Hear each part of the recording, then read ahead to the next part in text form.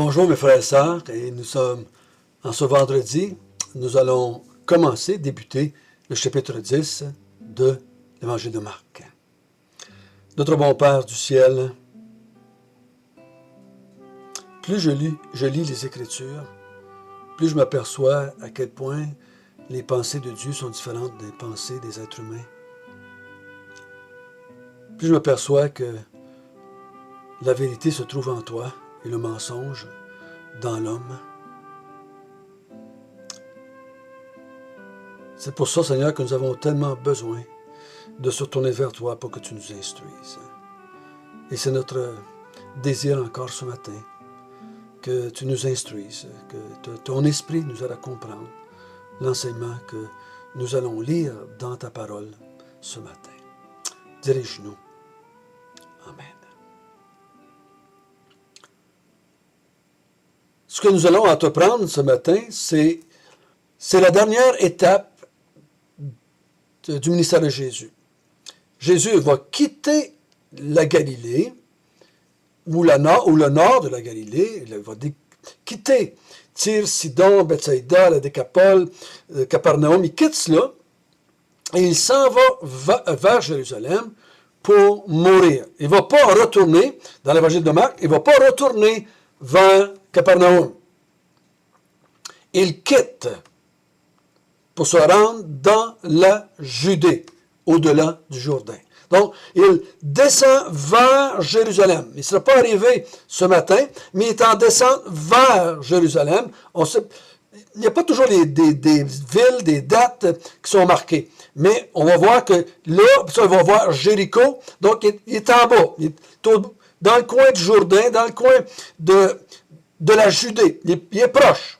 Mais il n'est pas rendu à Jérusalem. Il va passer par Jéricho pour guérir un aveugle, un peu plus loin dans notre chapitre. Donc, après ça, il va aller à Jérusalem. Ce matin, Jésus va parler avec des pharisiens au sujet du divorce et du mariage. Nous allons lire, pour nous mettre dans notre texte, chapitre 10, versets 1 jusqu'à 12. Jésus, étant parti de là, se rendit dans le territoire de la Judée au-delà du Jourdain. La foule s'assembla de nouveau près de lui, et selon sa coutume, il se mit encore à l'enseigner. Les pharisiens l'abordèrent, et, pour l'éprouver, ils lui demandèrent s'il est permis à un homme de répudier sa femme. Il leur répondit, « Que vous a prescrit Moïse? » Moïse, dirent-ils, a permis d'écrire une lettre de divorce et de répudier sa femme. Et Jésus leur dit, « C'est à cause de la dureté de votre cœur que Moïse vous a donné ce précepte. Mais au commencement de la création, Dieu fit l'homme et la femme. C'est pourquoi l'homme quittera son père et sa mère, s'attachera à sa femme, et les deux deviendront une seule chair. Ainsi, ils ne sont plus deux, mais ils sont une seule chair. Que l'homme donc ne se sépare pas ce que Dieu a joint. » Lorsqu'ils furent dans la maison, les disciples l'interrogèrent encore là-dessus. Il leur dit, « Celui qui répudie sa femme et qui en épouse un autre, commet un adultère à son égard. Et si une femme quitte son mari et en épouse un autre, elle commet un adultère à son égard. » Donc Jésus, pendant qu'il se déplace vers Jérusalem où il va être crucifié, il s'arrête à différents endroits et les foules s'assemblent tout le temps. Et à chaque fois qu'une foule s'assemble, Jésus en profite pour enseigner. Si Jésus, son désir premier, sa priorité, comme on a vu à plusieurs reprises, c'est d'enseigner les foules, est-ce que c'est encore sa priorité aujourd'hui? Ben oui. Jésus, sa priorité encore aujourd'hui, c'est d'enseigner. C'est sûr qu'il va enseigner son Église, ses enfants, par les Écritures. Il veut enseigner. Et c'est pour ça qu'il a donné à l'Église des enseignants, pour instruire l'Église de sa personne, de la personne de son Père, de son plan, de son royaume. Et il utilise l'Église pour enseigner dans le monde. Donc, quand nous rencontrons des non-croyants, on les enseigne. On les enseigne. L'enseignement, c'est la priorité. On les enseigne avant de vouloir leur faire du bien matériellement et physiquement, ou en même temps du moins, ou dans les mêmes séquences. Oui, je ne suis pas contre qu'on donne un plat de soupe à quelqu'un, mais on ne peut pas donner juste de la soupe, parce qu'ils ne vont jamais être connaissants pour entrer dans le royaume de Dieu. Donc, si je fais du bien à quelqu'un, c'est bien, mais je dois aussi avoir comme but l'enseignement. L'enseignement. Et pendant qu'il est là, les pharisiens l'abordent et lui posent une question. Ils lui, pour l'éprouver, pour le piéger, ils veulent encore une fois le détruire, le piéger, le discréditer, emmener la foule à le rejeter, emmener les Romains à le faire mourir. Ils ont juste un but, eux autres, dans leur question, c'est le piéger. Et lui demanda, est-il permis à un homme de répudier sa femme? Je me suis dit à moi-même, ouais, la question du divorce et du mariage, c'est une question très contextuelle à nous, mais aussi très contextuelle au temps de Jésus. Pour moi, il va y avoir un paquet d'idées, là, parmi les Juifs, sur le divorce et le remariage, et l'adultère et tout ça, comme c'est le cas aujourd'hui. Je sais, frères et sœurs, je sais que dans nos églises, il y a différentes opinions, différentes compréhensions, différentes interprétations du mariage et du divorce et du remariage. Mais essayons de comprendre le texte juste ici, juste ce texte-là qu'on a ce matin. On ne dira pas tout ce qu'il y a à dire sur le mariage, le divorce et le remariage avec ce petit texte-là. Mais il y a un principe ici qui est donné, qui est valable, qui est absolu. OK? Il y a un principe ici qu'il faut emmagasiner si on veut avoir une perspective juste de l'ensemble de l'enseignement sur le mariage, le divorce et le remariage. Donc, on prend tous les principes dans tous les textes, on les met ensemble et on se fait une idée globale de ce que Jésus a enseigné par rapport à cela. Ici, il lui demande, est-il permis à un homme de répudier sa femme, de la rejeter, de la repousser, on dirait, nous, de la divorcer? Le mot va revenir un peu plus loin dans le verset 4. Jésus ne répond pas, comme c'était sa coutume bien souvent, il pose la question. Il leur répondit, « Que vous a prescrit Moïse?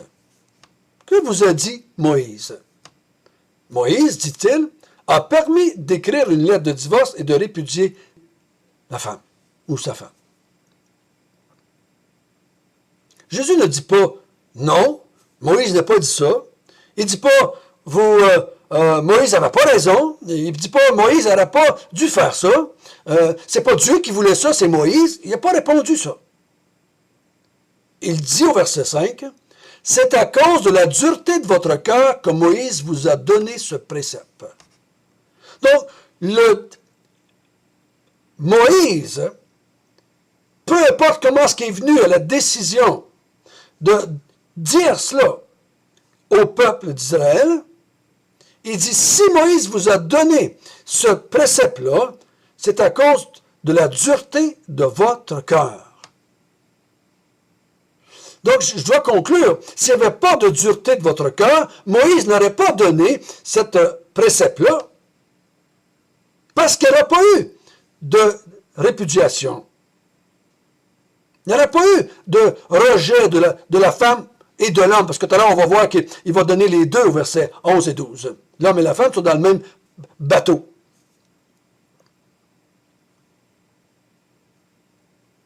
Il dit, c'est à cause de votre cœur dur que vous en venez là, que vous faites cela, que vous venez à répudier vos femmes, que vous venez à faire le divorce. C'est à cause de votre cœur dur. Il dit, parce qu'au début, il n'en était pas ainsi. Au commencement, qu'est-ce que Dieu a fait dans la création? Donc, selon Jésus ici, le monde a commencé par une création, pas par une évolution, pas par une explosion, mais par une création. Dieu a créé l'homme et la femme. Dieu a fait l'homme et la femme. Dieu a créé l'homme et la femme. Il n'a pas lancé ça au hasard, mis des particules dans la planète, puis laissé évoluer ça pour que ça finisse par faire un homme et une femme. Il a créé l'homme et la femme. Il crée C'est pourquoi l'homme quittera son père et sa mère et s'attachera à sa femme. Et les deux deviendront une seule chair. Donc, au commencement, Dieu a créé un homme et une femme, il les a mis ensemble, il leur a dit, tu quitteras ton père et ta mère, tu t'attacheras à ta femme et tu deviendras une seule chair. Devenir une seule chair, ça, c'est pas d'aimer les mêmes couleurs. OK? Je crois qu'il parle ici avoir des relations sexuelles. Tu deviens une seule chair à ce moment-là. Je crois. Je crois. C'est ça que le texte est en train de dire. Il dit que l'homme, donc, ne se sépare pas de ce que Dieu a joint. Il y a une union ici. Ils sont plus deux. Ils vont devenir un. Ils vont devenir une seule chair. C'est ça l'entité familiale. Un homme, une femme, ils vont devenir une seule chair. Et en devenant une seule chair, ils sont unis, ils sont un. Parce que la Bible nous enseigne que les relations sexuelles sont défendues en dehors du mariage. Donc, quand un homme prenait femme et qu'une femme prenait homme, ils devenaient une seule chair. Et là, ils devenaient une entité.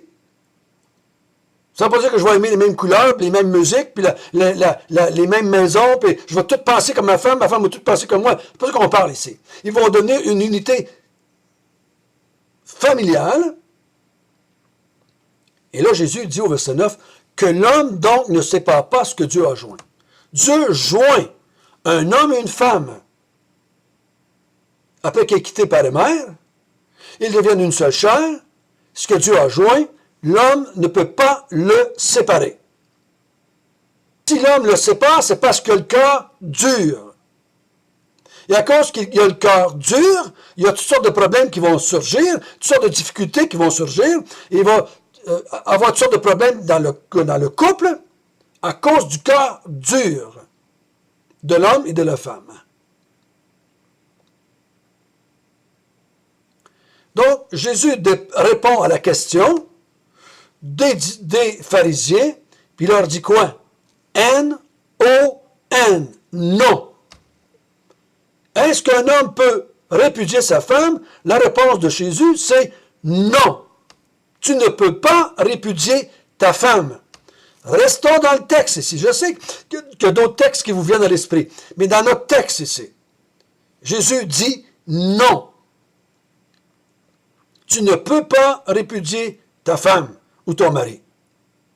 Tu ne peux pas. Si tu vois ça, tu fais ça, tu vas contre Dieu. Tu vas contre ce que Dieu a fait. Dieu a uni un homme et une femme. Dieu en a fait une seule chair. Et toi, tu vas contre le plan de Dieu. Donc, c'est péché, c'est mal. Tu ne dois pas répudier ta femme. Tu ne dois pas répudier ton mari. Et là, quand ils sont à part, dans la maison, les disciples interrogent Jésus sur cela. Parce que ça les trouble, ils ne comprennent pas, là. Et au verset 11, Jésus dit ceci. « Celui qui répudie sa femme et qui en épouse un autre commet un adultère. » Puis une femme qui répudie son mari et qui en épouse un autre commet un adultère. Donc, quiconque répudie sa femme ou son mari n'est pas un adultère. C'est mal, mais n'est pas un adultère. C'est en se remariant qu'il devient un adultère.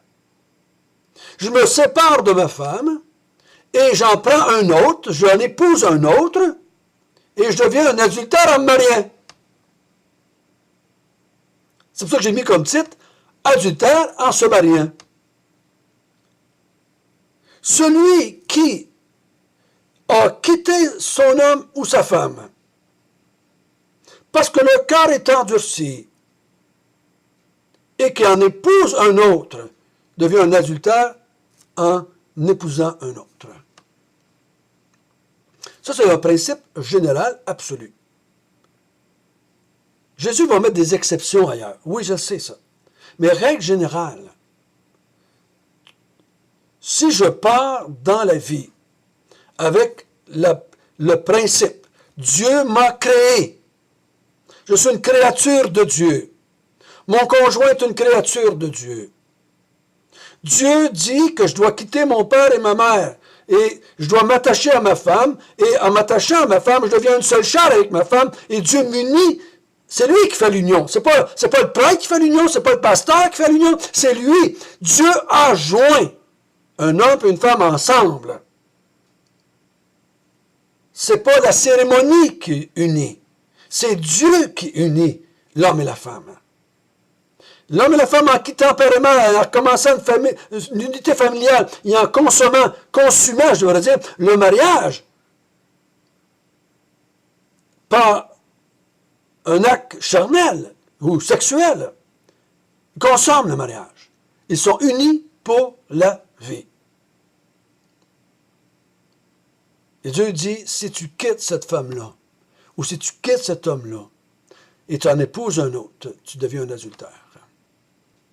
Plusieurs d'entre vous, peut-être, qui écoutez, avez vécu ça. Peut-être que vous avez vécu ça. Peut-être que vous avez vécu ça avant d'être croyant. Qu'est-ce qu'on fait dans ce temps-là? On reconnaît. On reconnaît devant Dieu, j'ai péché. J'ai péché. J'ai brisé ce que tu avais uni.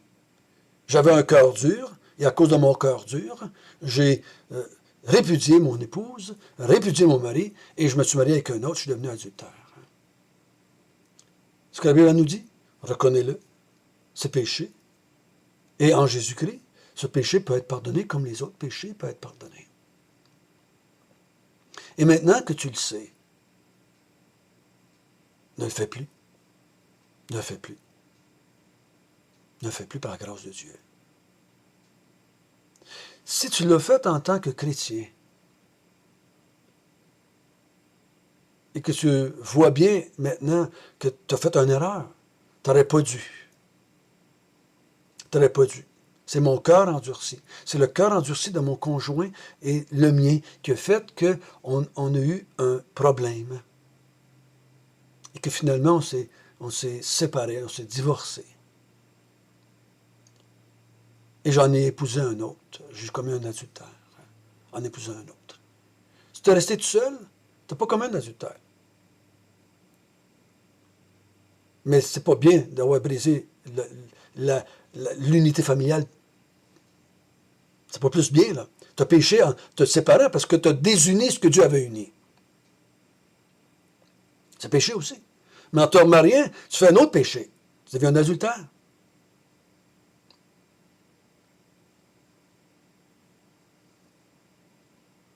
Le mariage, selon Dieu, selon le standard de Dieu, c'est un homme, une femme pour la vie, jusqu'à temps que la mort nous sépare.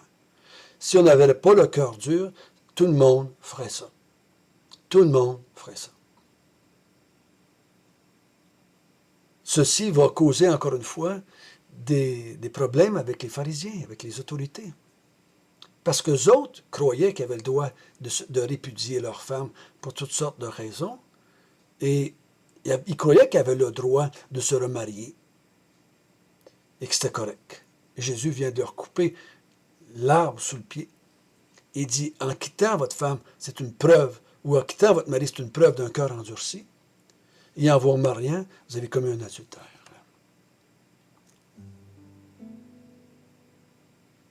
Notre Père du ciel,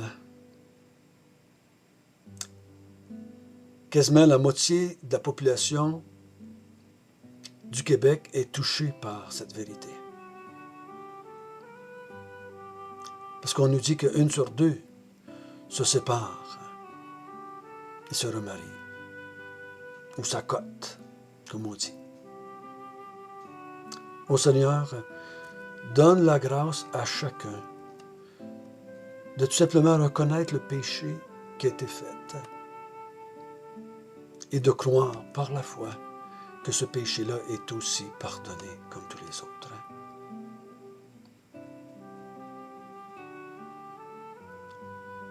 Donne l'humilité à chacun, homme et femme, d'avouer, c'est parce que j'avais le cœur endurci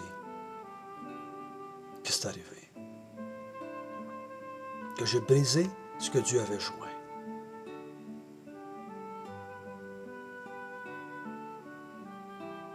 c'est parce que j'ai un cœur endurci, que je me remarie et que je suis un adultère. Oh Seigneur, les choses étaient simples. Là.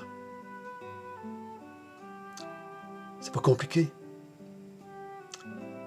Donne à chacun